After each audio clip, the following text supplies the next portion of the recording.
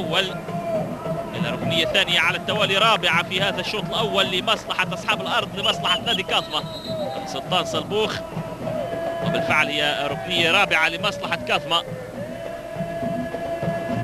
ملعوبة الركنية خطيرة، فيها متابعة رأسية. فهد الفهد مشترك جرافيتي العائد، مقطوعة من أمامه، محاولة تصويب والتسديدة ترتد خطيرة، والهدف الأول لمصلحة كاظمة. هدف أول لمصلحة أصحاب الأرض. العماني الكبير اسماعيل العجمي يستغل الكرة العائدة، يستغل الكرة أمام مرمى الحارس يوسف عبد الله ويسجل، يهدف ويهز الشباك. والجماهير السعيدة، الجماهير القليلة الحاضرة من جانب فريق كاظمة سعيدة بأول أهداف المباراة، سعيدة بهذه الكرة التي صوت بعيد.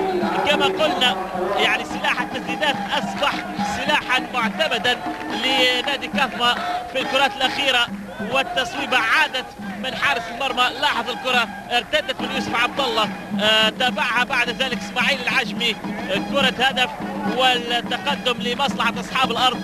تصويبة كانت قوية يسارية مرة أخرى من الهدهود، والمتابعة بعد ذلك من المدافع المتقدم عبدو جمة الذي يهيئ الكرة باتجاه العجمي، يجد الفرصة مواتية، يجد الفرصة مناسبة، يسجل بقوة أمام شباك خالية من حارسها.